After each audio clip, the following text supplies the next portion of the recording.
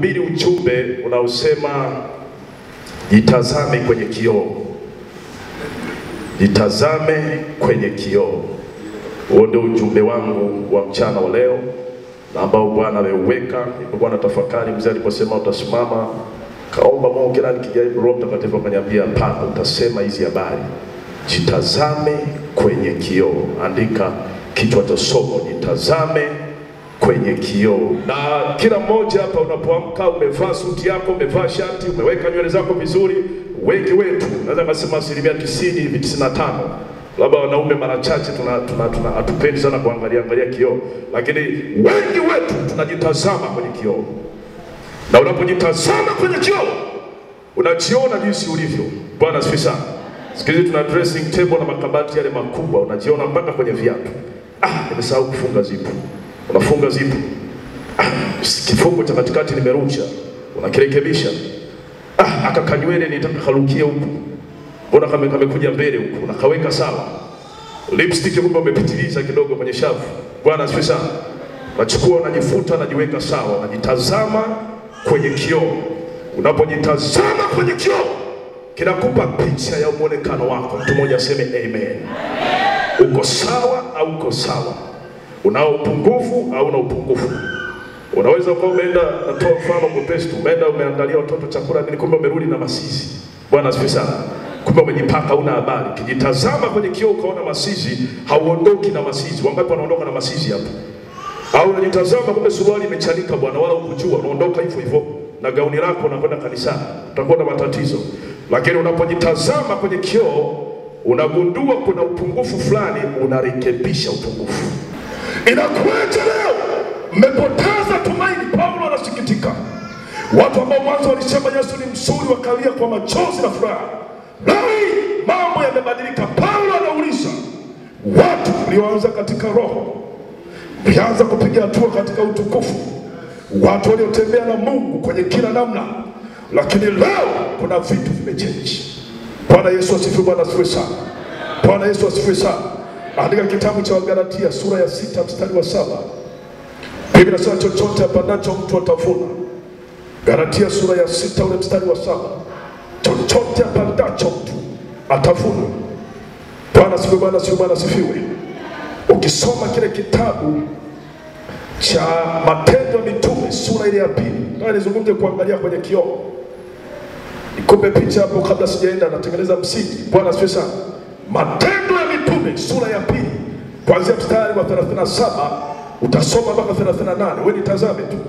Maelfu ya watu pale Yerusalemu wamejaa na vitu vyao na dini zao na shughuli zao, lakini siku zote hawakujua kumbe wanamhitaji Yesu. Hawakujua aliyezaliwa akafa akafufuka ni Masihi. Hawakujua yule ndo simba wa kabila la Yuda. Matendo sura ya 2, wote mnafahamu. Watu wa Mungu wamejaa Roho Mtakatifu pale. Ukisoma chini kidogo, Petro anaanza kuhubiri. Napenda ule mstari wa 37. Kumbuka na ubiri, jitazame kwenye kioo. Napojifunza kujitazama kwenye kioo, kuna vitu vianzie ndani. Kuna vitu vianzie ndani. Kwenye maombi yako vianzie ndani. Kwenye tabia zako vianzie ndani. Kwenye mwenendo wako vianzie ndani. Kwa jina la Yesu. Visipoanzia ndani. Visipoanzia ndani. Kitabu kimoja kizuri sana nilikuwa nakisoma, mzee alinipa The Glorious Journey. Mtu mmoja akazungumza quotation moja ambayo ni halisia. Angalia mawazo yako yatakuwa maneno yako. Bwana asifiwe sana. Angalia maneno yako yatakuwa matendo yako. Bwana asifiwe. Angalia matendo yako yatakuwa tabia yako. Kuna mtu anafika refu, hata umwonyeshe kwenye kioo, mwambie kichwani kuna mamende yamekaa hapo, mimi naenda hivyo hivyo. Bwana asifiwe sana. Kuna lidudu washa limeingia mfuko, mimi naenda hivyo hivyo. Bwana asifiwe sana. Kuna linyoka lipo kwenye begi, wala haina shida, mimi nakwenda. Mwisho siku na gongo unakufa. Bwana asifiwe sana. Angalia mawazo yako yatakuwa maneno yako. Angalia maneno yako yatakuwa matendo yako. Angalia matendo yako yatakuwa tabia zako. Sasa la mwisho ndo baya zaidi. Angalia tabia zako zitakuwa destiny yako. Zitakuwa kesho yako. Ndio zitakuwa maisha yako. Ndio zitakuwa kule unakoelekea. Bwana asifiwe. Bwana asifiwe sana. Yaani mwisho wa siku ni destiny. Unakwenda wapi? Ndio unakutana na mtu unasema hivi, huyu mbona mwaka jana na juzi hakuwa hivi? Imekuweje? Bwana asifiwe sana. Ishakuwa destiny ya mtu. Ujumbe wa Mungu mchana wa leo, jitazame kwenye kioo. Bwana asifiwe. Paulo anaongea kwa uchungu, anasema mlianza katika roho na maliza kwenye mwili. Mlianza katika roho na maliza kwenye mwili. Anaongea neno moja zito, anasema ninyi ambao Yesu alifunuliwa kwenu. Nikikuuliza habari za Yesu unazijua, lakini kuna mahali umechafuka. Weka sawa kwenye kioo. Tazame kwenye kioo mwenendo wako. Tazama kwenye kioo tabia zako. Bwana asifiwe sana. Bwana asifiwe.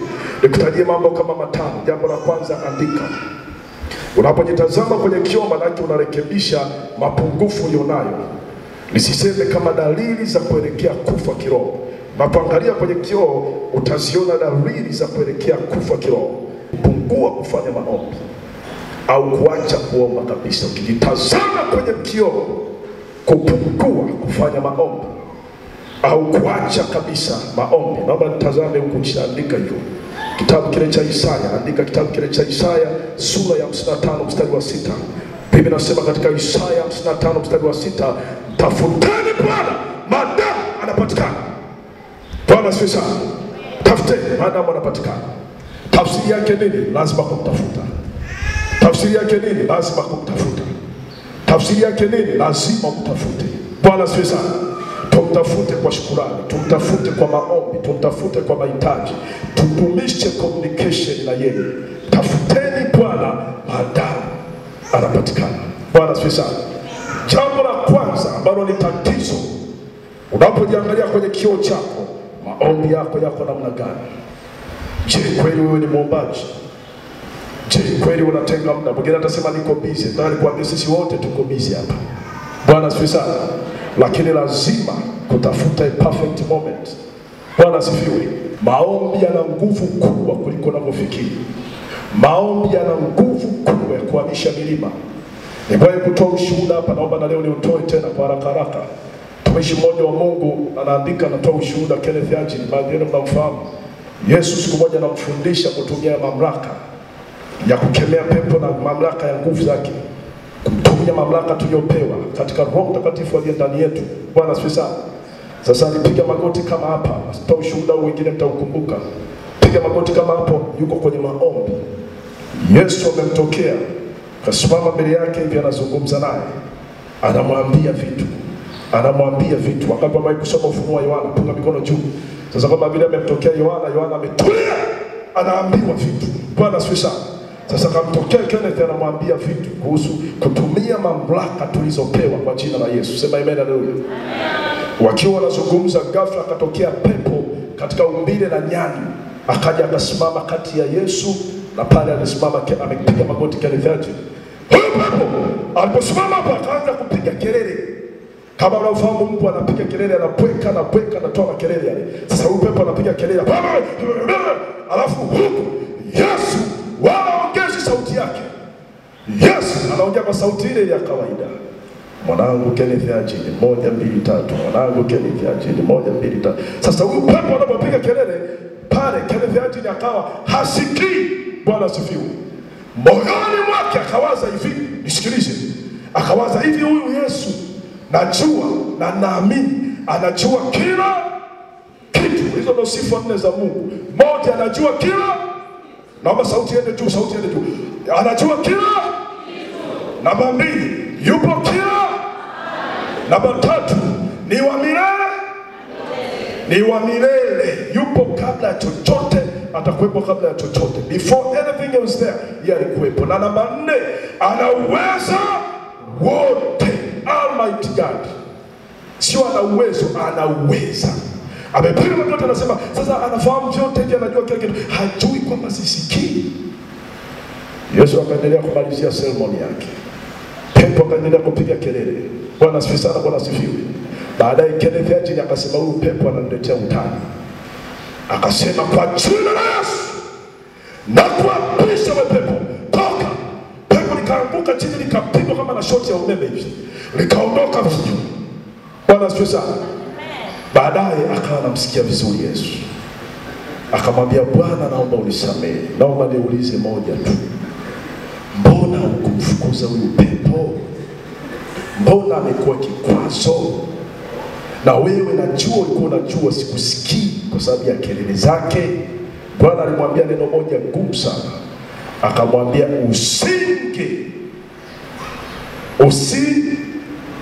usinge mkemea yule pepo, nisingeweza kumuondoa. Wangapi tuko pamoja? Naomba punga mikono. Neno ngumu sana. Bwana asifiwe. Ndio maana kuna watu wanatembea mtu anasema, mimi najua Mungu ameniacha bwana. Mimi najua Mungu wala hanipendi. Yaani wala msinisumbue hata kwenye maombi siji. Ndio ningekuwa nakula mlenda kila siku. Mungu mimi amenisahau bwana.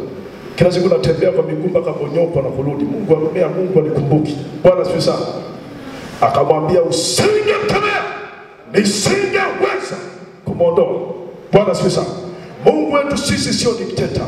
Amemuumba Adamu, ameweka, akamwambia nimekupa kila kitu. Naenda haraka. Bwana asifiwe sana. Kama tuko pamoja tuseme amen, haleluya. Adamu akajichanganya na mkewe na shetani. Shetani akawamaliza, wakatolewa bustanini. Wameishi kwa hofu, magonjwa yameanza. Abili amekufa, akapigwa na kaka yake. Mnafahamu hizo habari. Wanazika mtu wa kwanza, the very first person to be buried in the world. Bwana asifiwe sana. Wenda walikaa naye ananuka, funza wanatoka, kashangaa hiki kitu gani? Mateso na shida zimeanza pale. Bwana asifiwe sana. Lakini baada ya kuokoka, anasema ameikuza ahadi yake kuliko jina lake mwenyewe. Maana kila aliyeokoka anaweza kusimama akachora ramani ya maisha yake kwa jina kuu la Yesu Kristo. Akaandika, namba 1 nitakuwa nafanya masters USA kama bendi. Namba 2 nataka nifanye jambo fulani. Namba 3 nataka nifanye jambo fulani. Na litakuja lini, kwa wakati gani? Bwana wewe wajua. Lakini hiyo ndio desire ya moyo wangu. Onekana Bwana katika maisha yako. Kwa jina la Yesu. Naomba na kuamini unatembea kwa imani. Tatizo la pili, kiangalia kwenye kioo. Dalili za kuelekea kufa kiroho: kutokusoma neno, kutokusikiliza neno. Bwana asifiwe sana. Kutokupenda kusikiliza neno la Mungu. Bwana asifiwe sana. Jifunze kwenye maombi, jifunze kusikia neno na kutafakari. Ukisoma hivi papa huwezi kuelewa chochote. Wakati mwingine Bwana ananipa ufunuo kwenye andiko ambalo wala sikuwahi kujua. Nasoma pale, Roho Mtakatifu anasema ndani kunakuwa na illuminations of his power. Baadaye naona kuna siri imejificha ndani. Namwambia Yehova kwa andiko hili na kushukuru. Namshukuru Yehova, anaonekana wanangu wana afya nzuri, mzee amefika nyumbani, vinatabasamu, vinacheka, hakuna utapiamlo, hakuna polio, hakuna chochote, maana Bwana ni mfalme wa nyumba yetu. Mmoja aseme amen kwa sauti ya juu sana, kwa jina la Yesu. Jitazame kwenye kioo, urekebishe mapungufu ulionayo. Jitazame kwenye kioo. Jambo la pili ni hilo la neno. Jambo la tatu, ibada, ushirika, ibada. Waebrania sura ya 10 mstari wa 25. Vitu hivi vimepungua kwako. Zamani ibada ya Jumatano utawepo, ya Ijumaa utakuwepo, Jumapili utakuwepo, utapenda zile fellowship. Lakini leo hata kama una sababu, usikilize na fundisha, jitazame kwenye kioo. Hata kama hakuna sababu ya msingi, hauwezi kuhudhuria. Bwana asifiwe. Kuna watu wana njaa na neno. Kuna watu wana kiu, wanakimbia mpaka viatu vinachanika. Njaa ya neno. Na nabii anasema itakuja huko baadaye. Wewe usione sasa hivi tunahubiri. Lakini the days will come where people have the very big thirst of the word. Bwana asifiwe sana. Manabii wengi wa uongo wamejaa Dar es Salaam hapa. Vinavyofanyika kule ni vituko. Sasa hivi ulimwengu umechanganyikiwa. Na ndio sababu sijui kwa nini nahubiri. Jitazame kwenye kioo. Jitazame kwenye kioo. Kuna vitu vya kuongeza. Kama umesahau kupuliza perfume, puliza perfume. Kama umesahau kurekebisha shati, anza kurekebisha shati kwa jina la Yesu. Akamwambia sitapenda kule. Kinachofanyika kule ni vituko na watu wanaumia. Bwana asifiwe sana. Dalili za kufa kiroho. Namba 3, ibada. Waebrania sura ya 10, andika tu hiyo tutasoma. Waebrania sura ya 10 mstari wa 25. Biblia inasema msiache kukusanyika kile itwapo leo. Kwa nini Mungu anasisitiza kukusanyika? Kwa nini ni muhimu kukusanyika? Bwana asifiwe sana. Kwa nini? Ili mwenye zaburi aimbe. Ili wakina witi waimbe pambiwa hapa. Tububujike, tumuone Mungu, tutafakari. Bwana asifiwe sana. Tumtafakari huyu. Kwa nini kusanyiko ni muhimu? Bwana asifiwe sana. Kwa nini kusanyiko? Moja ya miujiza mikubwa kitabu cha Wafalme wa kwanza kinapatikana, moja ya miujiza mikubwa inapatikana Wafalme wa kwanza sura ya 3. Tasoma kwa wakati wako. Moja ya miujiza very interesting miracles ambazo nimewahi kuzisoma kwenye Biblia. Wameenda wamesafiri jangwani siku 7, hakuna maji. Wakapiga hesabu, tukirudi huku tutakufa tu njiani. Tukisema tuendelee mbele tutakufa. Baadhi ya punda na farasi wameshaanza kufa. Haleluya! Mtu mmoja akasema msipate shida, yuko Elisha jirani hapa. Elisha wanamfuata, baada ya kumwonya mfalme wa Israeli, akamwonya akamkemea, baadaye akasema nitafutieni mpiga kinubi. Hebu sema na mimi mpiga kinubi. Naomba sauti iende juu sana, sema mpiga kinubi. Alipokuja kupiga, kapiga wimbo wenda kuabudu pale. Tunakuabudu Bwana, tunakuabudu. Elisha anasema chimbeni mashimo tu. Kweli, chimbeni mashimo. Kweli, chimbeni mashimo. Alafu baada ya kuchimba mashimo akasema usiku ule ukifika nyinyi msiogope maadui, kalaleni, chapeni usingizi. Alfajiri Biblia inasema maji yalitoka kusikoeleweka yakajaa kwenye mashimo. Amen. Na Biblia inasema wale maadui mbali walipoangalia kwa mbali maji yanameremeta, wazao wamepigana maupanga, wazile ni damu, twende ovyo ovyo, wakaenda hawajajipanga. Biblia inasema waliuawa wote. Hizo ni kazi za Mungu. Amen. Kwa nini? Nataka nikurudishe kwenye ibada. Elisha akasema hakuna mwenye kinanda hapa na kinubi. Elisha anaonyesha umuhimu wa fellowship. Sijui kwa nini andiko hilo limekuja wala sikuwa nimeliweka. Akauliza ni sawa, lakini tafuteni mpiga kinanda. Tuzame mbele za Bwana. Kuzama mbele za Bwana, Bwana anampa ufunuo. Kuna watu wanapewa ufunuo kwenye ibada. Kuna watu wanapewa maono kwenye ibada. Kuna mwingine anaambiwa fungue biashara. Kuna mwingine anapewa mbinu za kumenya biashara. Kuna mwingine anapewa mikakati ya kusonga mbele kwenye jaribu lilonalo. Kuna mwingine aliumizwa, kuna kitu Mungu anakifanya. Ndani ya ibada kuna vitu Mungu anafanya. Kanisa zima niseme amen, haleluya. Namba 4, aina haraka. Namba 4, kutopenda kutubu. Unapojiangalia kwenye kioo, tabia ya kutopenda kutubu na kutafuta sababu, dalili za kuelekea kufa kiroho. Kioo kitazame vyema. Bwana asifiwe sana. Kitabu cha Mwanzo, twende pamoja haraka pale Mwanzo sura ile ya 3. Naomba niaseme tu ile maandiko ili nipunguze dakika. Mwanzo sura ya 3 mstari wa 11 mpaka 13. Naomba nitazame huko mbele. Simama kwenye mstari. Unapoacha kosa moja linakuja la pili, la tatu, baadaye unapotea, unakufa kiroho. Ushawaona mtu aliyekufa kiroho? Bwana asifiwe sana. Kwa hiyo anasema mbona Yuda alikufa na nini? Nataka niwaambie ukweli, Yuda alikuwa na fursa ya kutubu vile vile. Bwana asifiwe sana. Siku zote Yesu amefundisha kuhusu kutubu. Siku zote Yesu amefundisha kuhusu kutubu. Bwana asifiwe sana. Yeye anaondoka anaenda kujinyonga. Bwana asifiwe sana. Na unapoenda kujinyonga wala sio solution. Kwamba mimi nimechoka na mimi nimeamua kuwa hivi. Takasa maisha yako. Bwana asifiwe sana. Takasa maisha yako. Namba 5 na la mwisho, dalili ya kuelekea kufa kiroho, kukwazika kwa kila jambo. Wewe mtu wa kukwazika tu. Tushiriki jamani, tuje leo tutamwagilia maua ya kanisa, umekwazika. Tuna sadaka ya mkutano wa injili, unakwazika. Tunataka tufanye maboresho fulani, unakwazika. Shemasi amekufuata nyuma kule kusogea mbele, unakwazika. Chochote kilichochema kwako kinakukwaza ni dalili mbaya. Kitabu kile cha Mhubiri, soma pale. Andika, utasoma kwa muda wako. Mhubiri sura ya 7 mstari wa 9. Bwana asifiwe sana. Ni mtu anayekasirika, mtu anayekwazika, hakuna jema lolote unaweza ukaambiwa. Bwana Yesu asifiwe sana. Na hauko tayari kubadilika. Hizo ni dalili za kwenda kufa kiroho. Dalili za kwenda kufa kiroho. Na ukifa kiroho, basi utakuwa kama nembo tu, kama step. Taingia kanisani lakini wewe ni Naamani mwenye ukoma. Bwana asifiwe sana. Tapiga pambio lakini ni Naamani mwenye ukoma. Ujumbe wa mchana wa leo, jitazame kwenye kioo.